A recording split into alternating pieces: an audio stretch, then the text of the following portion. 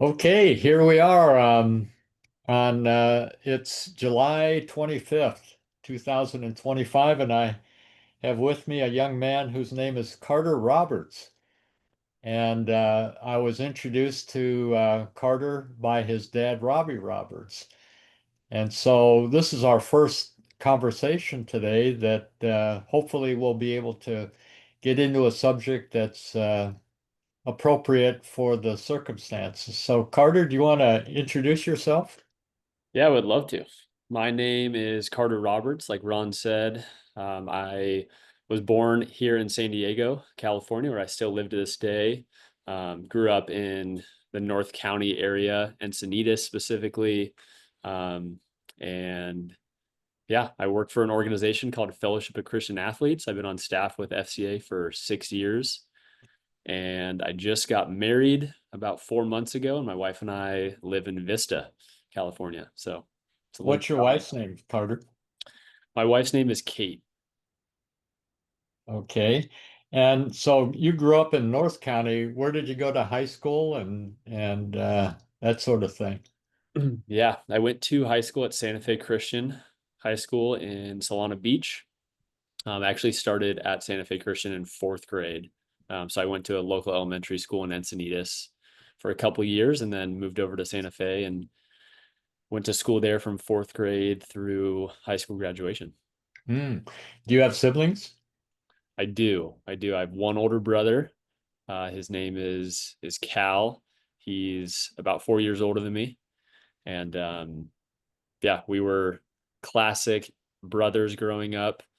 We're both athletes and love sports, and so we would play any and every sport against each other and compete against each other. And then our relationship really got super sweet. Probably I don't know, maybe about 8 years ago when my brother graduated college and I was heading into college.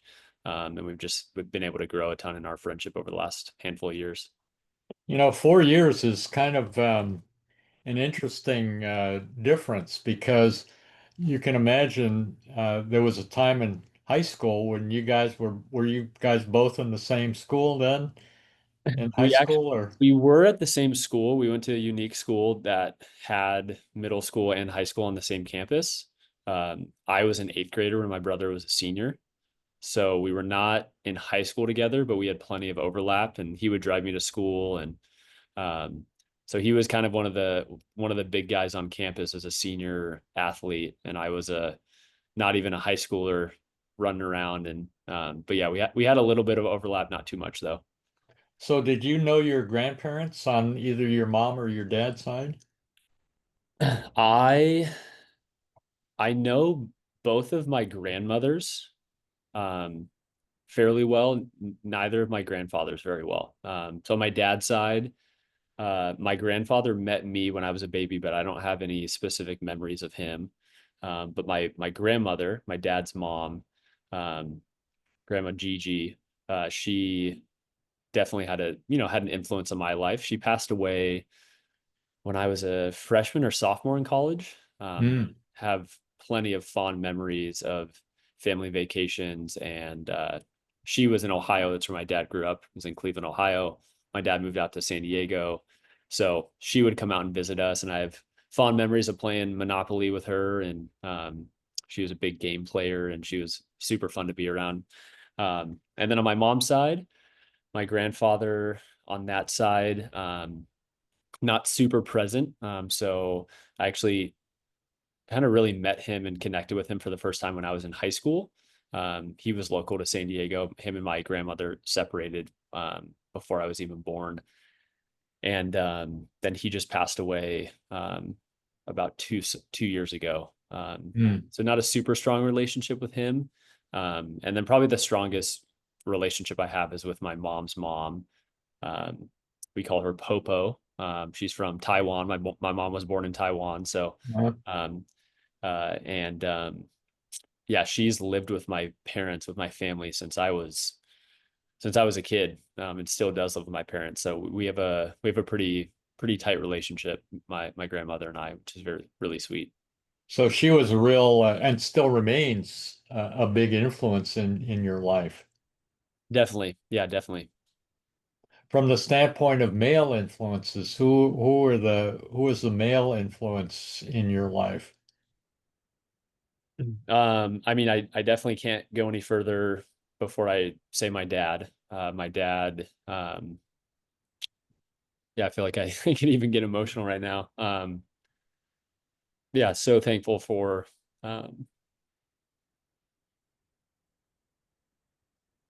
the man that my dad is and the influence he's had on my life. I mean, we were talking before this, and I'm on this call primarily because of my dad, and my dad says Ron's a good man, and you should talk to him, and I'll go there and I'll do it because I trust my dad. I respect my dad. Um, has he been perfect? Uh, Definitely not. But he is, yeah, he's an incredible man and has loved me so well. He's always been my number one fan. I've always felt that can't disappoint him, that he just is so pleased with who I am. And he's had a tremendous influence in my life. So definitely dad. And then, I mean, I could probably go on for a while of men who have had a significant impact on my life. I really do feel really blessed that there's been a like I'm rich in relationships of men who have poured into me, coaches, teachers, um, even now at this point supervisors in work, um, men in the churches that I go to. Yeah, just relationships all over the place of men who have been super impactful. What kind of communication have you felt called to communicate your gratitude and thankfulness? Is it a kind of a verbalized sort of thing, or is it that they know what you're feeling, or how do you communicate the thankfulness and gratefulness? Mhm. Yeah, I think verbal communication is definitely a priority. Yeah, I'm a big believer in communication being key to relationships in general, and um, not assuming that people know the way that you feel and know what you're thinking or what you're expecting. So, um, yeah, I definitely strive to do my best to communicate to my dad and to any other people that I'm grateful for them. Um, and then I also believe that spending time with people, prioritizing people, and making time for them shows that you care about them and are grateful for them and are grateful for that relationship. So I try to orient my time and my schedule in order to prioritize spending time with people who I care about and I'm grateful for. Um, so yeah, I think verbal communication, time, um, among other things, I would say are ways that show gratitude. How was that modeled for you? Did that come from your dad or some of the other people that you alluded to? Good question.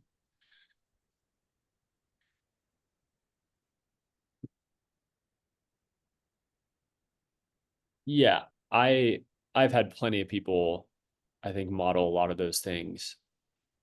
For sure, my parents, and then a lot of these other mentors and influences I could talk about, I think are all people who have prioritized people and relationships and have shown me um, that other people matter. And so I've just seen that that's a priority in the lives of the people around me, and it was attractive to me. It was just it's magnetic. It's fun to be around those type of people who cherish people and value relationships and want to be around them and show gratitude and thank you, and um, it's just fun to be around. You don't want to be around people who don't seem to care about you or want you around or want to spend time with you. So I yeah, I think definitely saw that stuff modeled for me. I think both my parents are pretty good communicators. And so yeah, I think both those things have been modeled for me well. Well, from the standpoint of that statement that I had mentioned before, blessed are those that plant seeds for trees under whose shade they'll never sit. There's certain that under that category, certainly some of the people that are perhaps not in your life, they might still be around physically someplace in the country, but maybe not on a day-to-day basis. I know that the future is something that we can touch on as far as God's plan, predestination, what your belief is in that regard, especially related to free will. But how did you develop the insight that after college, and maybe we could talk a bit about college. Where did you go to college? I went to college at a small liberal arts Christian school in Chicago called Wheaton College. Oh, sure, Yeah, sure. That's a great school. it How did you is. happen to choose Wheaton? It is a great school. Um, well, I'll share a little bit of the story. I at Santa Fe Christian, um, athletics was definitely a huge part of my life. I love sports. I played football, basketball, and baseball. Um, and I had a desire to play college sports at some level in some sport. Um, and it started to make itself clear that basketball and football were kind of leading in that race. And then got to around my senior year and was passionate about trying to play football at the next level. So as I started that recruiting process, um, I realized that Division III colleges were probably the best fit for me academically and athletically. And so started to tour universities and colleges and go to camps over the summer. And as I mentioned, my dad grew up in Ohio, and I have family on that side still in Ohio. So I visited a bunch of schools in Ohio. There's a lot more Division III, I guess, programs and opportunities in the Midwest Mm-hmm. than there is out here on the West Coast. And so um, I looked at some good schools in Ohio that I liked, a couple in Minnesota, and then back to Santa Fe Christian. I had some teachers and coaches and influencers in my life who went to Wheaton College, and one of those is a man named Colin Sinclair, who you mentioned earlier uh, before we jumped on the call. And Colin went to Santa Fe Christian, played football there, went to Wheaton College, played football at Wheaton College, and then came back to San Diego and joined staff with Fellowship of Christian Athletes. Mm. So I was going through the recruiting process. My dad runs into Colin at a coffee shop, and Colin and him are catching up. Hey, how's the family doing? How's your wife? How are the boys? Colin had coached my older brother um, in high school JV baseball, and they said, "How's Carter doing?" And my dad said, "Oh, actually, Carter and Amy are going to check out some different colleges. They're actually heading to the Chicago area." And Colin asked, "Hey, are they heading to Wheaton College?" And I actually wasn't. I was going to visit a different school, see some other places. And Colin immediately said, "Hey, trust me, Carter has to go see Wheaton College. I will help set it up. I'll talk to the coach." And long story short, we flew into Chicago at about 11 a.m. on a Friday and needed to be at the next school that evening. And went to dinner with three players on the team, walked around the campus with a coach. And this is in December. I'm a kid from San Diego. We're around Chicago campus, and it's freezing cold. And then we went into the coach's office, and my mom and I sat with my future head coach, Mike Swider, who's one of these men that I didn't name earlier, who's had a huge influence in my life. And he sat us down and just talked about essentially his pitch and his sell was, "Hey, I'm not going to sit here and tell you that Wheaton College is better than any of these schools that you're looking at or considering, but I will tell you that it's going to be different. That what we're doing here is different, and Mm. the program that I run, the men that are here, and how you'll come out of this college in 4 years, um, you'll be a different person." And I was sold. My mom was sold, and we actually walked out of the doors, got in the car, and called my dad and said, "Hey, I think this might be the place that I need to go." So ended up going there, playing football there for 4 years. And I mean, I could sit here and tell stories for hours about teammates and coaches and playing football, but even more than that, so much more than playing in football games. More about the relationships and the people and the way that I grew. Well, I guess that could be on your list of things that would fall into the category of predestination. It sounds like Yeah, yeah, absolutely. that's pretty incredible. You know, there's a phrase in physics called quantum entanglement, and I think that's what's so amazing about our humanity is that we, whether it's 6 degrees of separation or not, you know, the relationship that Colin had with reconnecting with your dad and that whole story is just an incredible example. And now you're continuing. What did you study in college? I ended up studying Christian formation and ministry, is what the major was called. I'd Hmm. originally gone to Wheaton thinking I wanted to study education and end up being a teacher and a coach was kind of the idea. I quickly realized that I wasn't passionate about the classroom education. I ended up having to choose a major alongside education. I jumped into math because I was a pretty good math student in high school.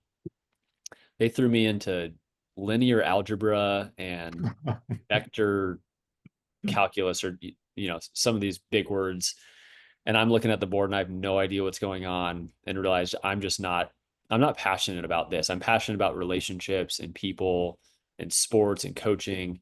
So I quickly changed gears. I had a couple teammates that were in the Christian formation and ministry major, and saw a potential career path in parachurch ministry, coaching, working in a church. That was the thought. Was that your goal when you graduated, is to continue along the lines or how did you and Colin then get connected with Fellowship of Christian Athletes? Mhm.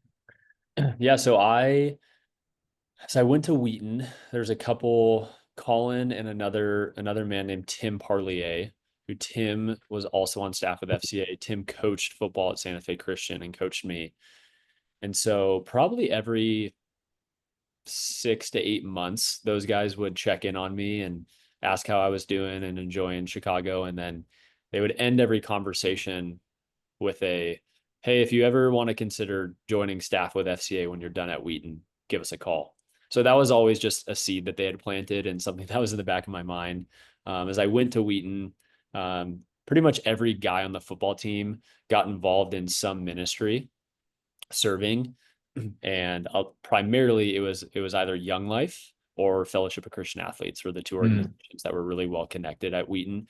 And most of the students at Wheaton, since there were tons of opportunities for Wheaton students to be in small groups and chapels and worship nights and have different ways for them to grow in their faith, a lot of the Wheaton students were then encouraged to go lead these ministries in the local area with kids younger, with high schoolers and middle schoolers and elementary age kids.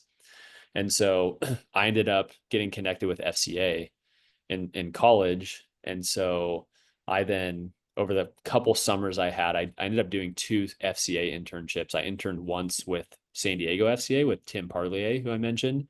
I did one internship in Chicago area. And then I actually did an internship with a church back here in San Diego, the church that my parents still go to.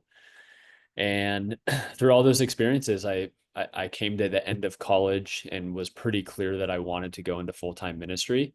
And I had two offers on the table to work with a local church and Young Life at the same time, or the other offer was to join staff with FCA and actually get to coach football and basketball back at my high school.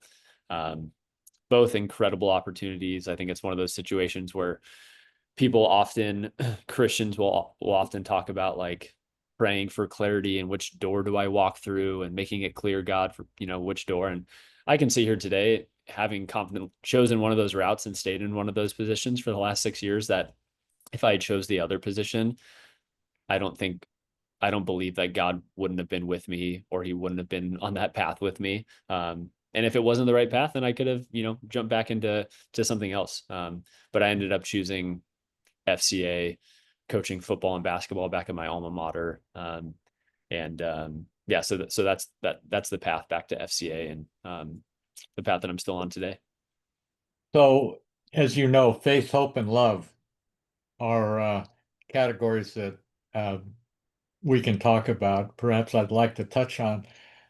Did you find faith before you went to Santa Fe Christian, or how did you come to have the faith that you have now? Mm-hmm. The faith for me, there's definitely a thread in that is credited to my family, to my parents. I know you spoke with my dad, um, and so I won't go in depth into my parents' stories, but essentially my parents were newer believers when they had me and my brother. And but the home I grew up in, to my knowledge, was a Christian home, and we went to church on Sundays and prioritized time with the family together, and we prayed in the evenings and before meals, and it was a huge part of our life. Um, and so as I grew older and got into probably when I was 12 or 13, um, I think faith I could see was a very important thing, but I think for myself it wasn't super real. But I do remember tangibly a going to an Easter church service at the church that we were attending at the time, and remember hearing the message that of Easter, of Jesus um, dying on the cross for our sins, and then 3 days later resurrecting from the grave, conquering death, um, and ultimately Jesus being the way, the truth, and the life, the way to the Father, um, to this relationship and ultimately salvation and eternity with our Heavenly Father. Um, and I remember it at that moment hitting me in a real way as a whatever it would be, 12-year-old, um, that I I believed in God, and I wanted to fully surrender my life to Him, recognize that, and truly enter into a relationship with Him. So I would say from that moment From was 12 years old. yeah, I would say so. I would say at that moment it was real for me. Um, and but even to 16 years later, I'm still growing, I'm still learning, and my relationship with God is dynamic. And but uh, yeah, I think that's kind of the genesis of my faith journey. How or what kind of advice or suggestions would you have for those younger people, whether you're 12, 15, 20, that have had faith thrust upon them in some way? There's an organization uh, that I'm familiar with, a woman named Kara Powell. It's a ministry, and she refers to it as sticky faith. Hmm. And the question is how or what advice would you give to younger people to have sticky faith? Because surely with the world, with temptations, with friends, and that's one of the important things of having friends that are on the same page. Mhm. But how do you maintain the struggles and the temptations that the world has thrown at you over the past 12 years or however long since you had that revelation when you were 12 years old? Yeah. I mean, yeah, such a valuable topic and conversation to have. I really do think that I don't know if there's an answer that I could give that could perfectly sum up this for a 15-year-old kid listening to this. Um, I think it's so dynamic, um, that life isn't cookie cutter for every single person, and it doesn't look the same way for every single person. um, but I do really agree with you that the people that you surround yourself with is so important and so valuable. So on that topic, um, I in recent years have become really passionate about um, I mean God's original design. If you read in the beginning of the Bible, the book of Genesis, his original design for creation is he builds a team, he builds a family, and that's first original Mm. creation, Adam and Eve, and tells them to go be fruitful and multiply. And there's tons of things we could go into about that. But I do believe that I think family is a really important thing. Like I look at my faith journey and I'm so grateful for my parents and the home that they raised me in. And that faith was not only important, but I don't think it was pushed on me in an unhealthy way. It was real, and it was genuine. So I think for the people listening who that is their experience from their family, I think to lean into that and to be super grateful for that. I think it's something that's super valuable. And I think when that's something that family rallies around, I think it can be so fruitful and so important. But I get that the reality is that that's not everybody's experience. Um, and but whether it is or isn't, yeah, to touch back on it again, I think friendships and people you surround yourself with are so valuable. Think it's a common phrase or quote that you will be the the sum total of the five closest people you surround yourself with. Mhm. So true. I can look back on my life in seasons where the people that I surrounded myself with were people who weren't truly um, pursuing the Lord, and trying to glorify and honor him. And I can see that in my life and my actions and the words I spoke and the way I treated people. And then in seasons like at Wheaton College, where I was surrounded by almost 120 young men who were truly chasing after God together, and trying to push each other, that it showed in my life that I produced good fruit, in that season. And so I think that is really important. And I think the last thing I would say on that topic, family, friendships, but ultimately, you talk about sticky faith, talk about faith that lasts and that's real. Um, I've recognized recently in my life, um, almost a revelation that God revealed to me in my heart, in my mind, my soul, that I've really, I think, lived most of my life as a Christian, um, not with it's not a faith that's been not genuine or sincere or real, but understanding, I think, the simple truth that our Heavenly Father, God, loves each and every one of us as one of his sons and daughters, created us in his image, and desires a relationship with us and eternal union with us.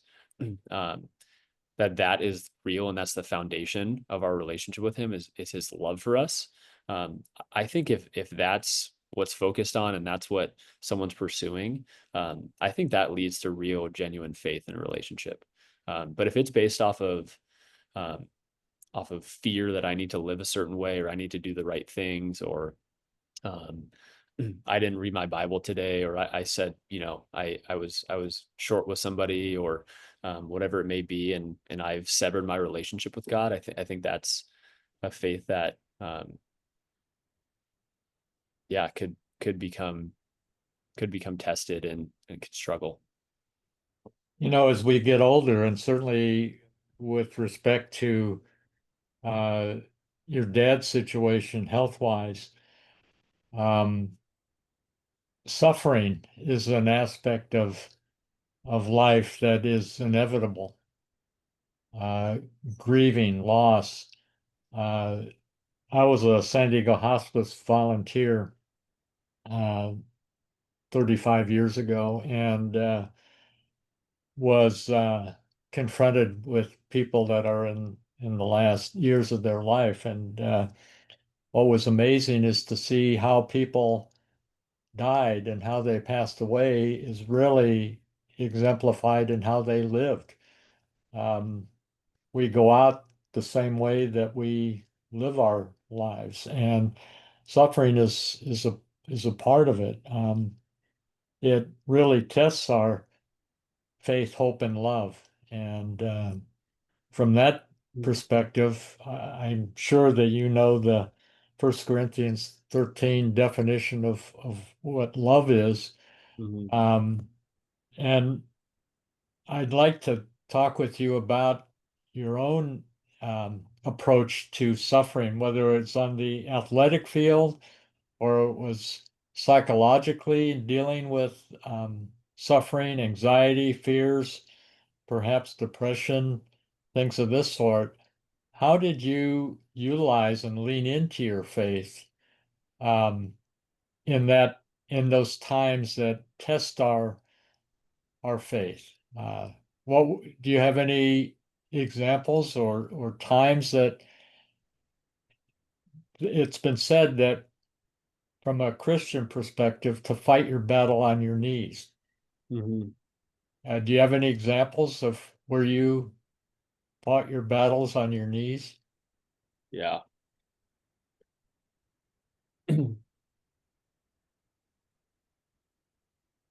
Yeah, I have a couple different stories. I think the world of sports easily lends to and creates, I guess I would say, opportunities to fight battles on your knees, um, because injuries are common and expectations are not met, and yeah, life can seemingly be difficult in those moments. So, yeah, plenty of stories. I think specifically, I had a moment in college where I had a pretty significant hip injury and I needed surgery.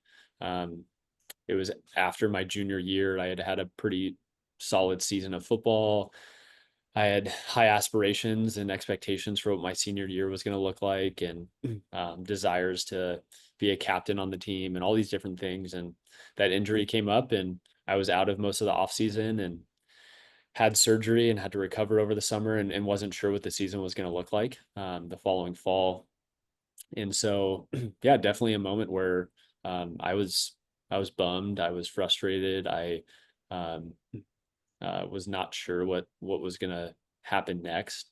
And I think for me in that moment of uh, marginal suffering, I wouldn't say extreme suffering, but um, like I saw what was is so true is that in those moments, God's character and who he is doesn't change. That God is good, he is faithful, and he is always working. He's working out a plan, um, as Roman says, for the good of those who love him and are called according to his purpose. And so um, I think it was I think it's getting your eyes off yourself and changing your perspective on the situation. That, hey, maybe God is actually doing something through all of this that's bigger than what I'm seeing right now. And so for me, that was so many opportunities to invest in other people and relationships around me. Um, at that time, there was actually a younger player on the team who had had the same injury as me, and we got to Mm. go through the injury and surgery and recovery process at the same time. So that was tremendous. And then really cool opportunities through that to see um, how amazing my parents are and my grandmother, who I spoke about, is. And um, it's hard to explain exactly, but God worked in some really powerful ways through my grandmother, our relationship, my mom's relationship with my grandmother. Um, that in a story that I would say is still being written today, and seeds that were planted, like you said, that um, we might not see the fruit of in our lifetime, but totally believe that God was faithful through that. So that's one example I have, and then I think I think right now walking through a season that's been pretty difficult for our family. Um, my dad recently, about 4 or 5 years ago, was diagnosed um, with Parkinson's, and it's not been an easy journey over the last 4 or 5 years for our family. Um, my dad is definitely taking the brunt of that suffering, but our family's affected, and it's something that we're walking through together. Um, but again, I think seeing the big picture of how faithful God has been to our family up until this point, and then that also doesn't change that. Um, yeah, just I think just being grateful for the small things, for every moment that we get together as a family, and yeah, I think the story is still being written um, on that stuff for our family. Well, the modeling that your mother and father are doing in light of those health challenges are certainly influencing you and your brother and the whole family. Really, everyone. It might seem like a disease only affects one person, but clearly it affects everyone. And so I guess the question is how will you and your wife Kate and Cal and his wife and your mother-in-law um, handle these circumstances that are in front of you? It's kind of a rhetorical question, Mhm. and but it's exemplified in not just words but deeds and acts of service and this sort of thing. How well, let me back up just a moment. How did you and Kate meet? How did you guys meet and end up getting married? Yeah, we met through the ministry of FCA actually. Oh, wow. Yeah, Kate grew up in and around FCA. She grew up in Valley Center, which is kind of Hmm. the northernmost part of San Diego County. Escondido and Exactly. Yeah, so Kate grew up yeah, going to FCA camps, and her parents were involved in the ministry a little bit. And then she got into high school and was involved with FCA at her high school. Kate played college softball. And then fast forward to the summer after her senior year at Grand Canyon University, she had one more year of eligibility. And over that summer, she interned with FCA. And oh wow. so we were connected through that. I was on staff with FCA at the time, and Kate was a summer intern. We got to know each other and got to serve at camps and in ministry together. And at the end of the summer, before she went back for her last year of school, um, I asked her out on a date, and actually at the time she said no. She was actually uh, testing the waters of another relationship um, back in Phoenix. And so I respected that and trusted that God would have his timing in both of our lives. And if that was for us to meet back again, that would be awesome. And that happened a couple weeks later. She reached out to me, and um, we actually started our dating or courting process long distance. So thankful for the technology we have today that we can hop on Yeah. Zoom calls and FaceTime calls and calls like this. um, and there were visits back and forth. Luckily, she'd come back to San Diego, um, and then I'd go out and visit her and watch some of her softball games. Sadly, she actually had a family member who got sick during that time, and so that brought her home a little bit more frequently, which was a blessing for our relationship, but definitely something difficult to walk through together. Um, so we dated for about a year and a half, got engaged last December, and then got married end of March, and so we've been married for about 4 months now. Are you both involved still? Well, you're involved with FCA. What about her? Is Kate involved with FCA? She is, yeah, she joined FCA staff, was serving in the Valley Center and Escondido area, and then joined actually just recently. She joined my team, and she's actually now working for me, which is super exciting. We've heard plenty of advice from people, or thoughts on, hey, how's that going to go? Working for your husband, um, spouses working together. But so far, it's been great. We've really enjoyed it. It's really, the timing of all of it was incredible, and we're excited for what it'll mean for our family. Well, that's great. Well, I'm sure you guys have hopes, which is one of the three things: faith, hope, and love. Dreams that you guys have. Mhm. What what's that look like the next few years for you guys? Have you talked about it, or are you letting it play out naturally? What's your game plan? Um, yeah, we actually don't talk very often, Ron, so we have no idea. No, I'm kidding. Uh, we yeah, we have a handful of things that we're talking about and dreaming about.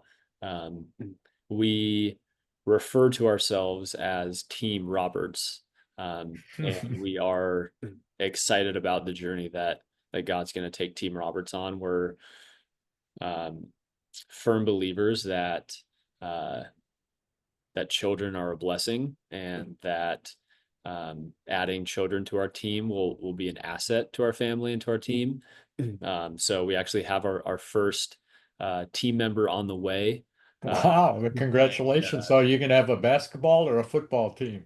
It's a great question, Ron. We'll see. We'll see how God gets us. Whatever team, maybe a softball team if my wife has anything to say about it.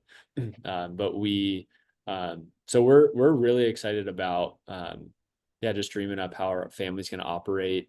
Um, and Yeah, we would love to stay in the San Diego area. We love living where we're at right now, and we'd love to buy and own a home at some point. And so that's something that we're starting to talk about and save up for and look at finances for.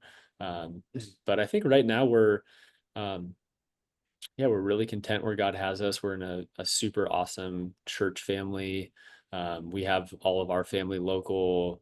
We love the jobs that we have.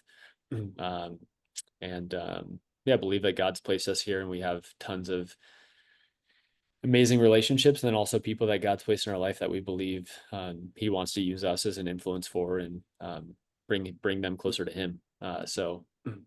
In situations where you have an older brother and you have spouses and so forth, and you're dealing with what your dad and mom are going through, how how can you how how do you see being able to support them and yet at the same time deal with your own emotions relative to the circumstances that are going on? I'm not articulating my question.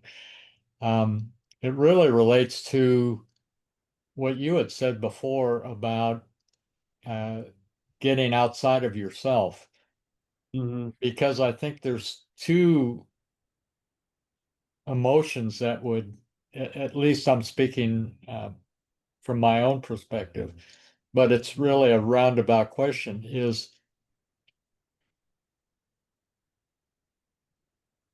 how can children best serve their parents as they get along in age, irrespective of whether there's specific health issues or not. Yeah. There's a transition that one goes through from, the father always being the father and the kids being the kids, to where there's parity, as it were. Mhm. And in some cases where, like my one son, my younger son, always tells me that, Dad, I'm going to give you a wooden bowl so you can go in the corner and eat your food. In the Asian cultures, there's a little different perspective about how uh, the old people are handled. So, Mhm. so it's hopefully it's a joke. Hopefully I won't Yeah. find myself in his home sometime with my wooden bowl eating my food out of the I hope not as well, Ron. Yeah, I hope not. So how do you see you and Kate and your family supporting your mom and dad at another stage of their life? Yeah. That's a great question. That's something that one of the things that Kate and I talk about often. Um, I think I would kind of before I answer the question or to answer the question in another way, I think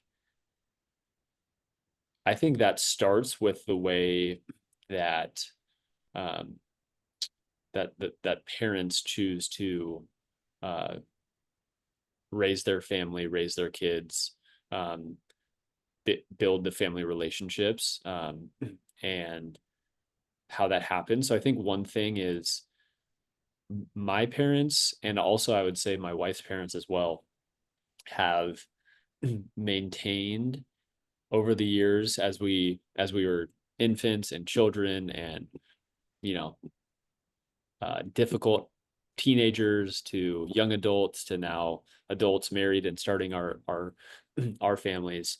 They've maintained an incredible level of uh, respect and influence Hmm. where we I'll speak for my wife and I. We desire to have our parents around and in our lives. Like we want them to be connected to us. We want them to have influence and relationship with our kids. We care about what they have to say and their opinions and their thoughts. And that doesn't mean that we're not believers in you know in the scripture that talks about leaving and cleaving and um, uh, not being completely reliant on our parents anymore. Um, but I think because my parents did that, and I think because I would say that's God's design for things. I think if that's done well, I don't think you need to convince children to go be around their parents and respect them and desire to serve them and help them in difficult seasons or normal seasons. Like you're Hmm. just going to want to do that because that's how your heart's been conditioned that you want to. um, so but if that's not the case, I think I would just encourage people that I think there's a lot of richness in being able to turn back around and serve, take care of, um, help, whatever it may be, your parents in whatever season they're at, whether that's old age and in their last days, or dealing with a difficult season of a health diagnosis, or just they're doing great. But I think you're gonna bless your parents a ton. You prioritize them and you value them and you desire to have a relationship with them. Just such a blessing, and I think truly can be such sweet relationships. So that'd be my encouragement. You know, I have two older sons. I started when I was 19, Carter. So I have my oldest son is just turned 62. He's an orthodontist in Hawaii, and my younger son is 60. He's going to be 61. But the greatest satisfaction I get is when one of them or whatever will call me up just to say hi or to ask my advice Mm, about something or have coffee or call me on the way home from the commute uh, mm, from his office. It's the simple things as you pointed out, um, much less the big things.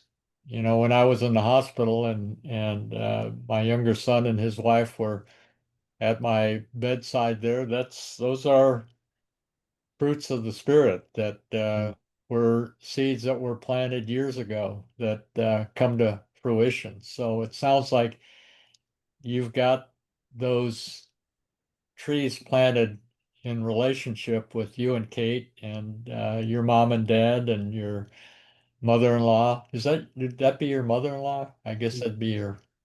mother-in-law, right? Your mom's mom. No, that would be My grandmother. your grandmother. My Yes. grandmother, but also my mother and father-in-law, Kate's parents. Yeah. Yes. Yes, that's exactly right. So well listen, I I want to be respectful of your time, Carter, and your willingness to be adventuresome and meeting some stranger that you've maybe just heard about.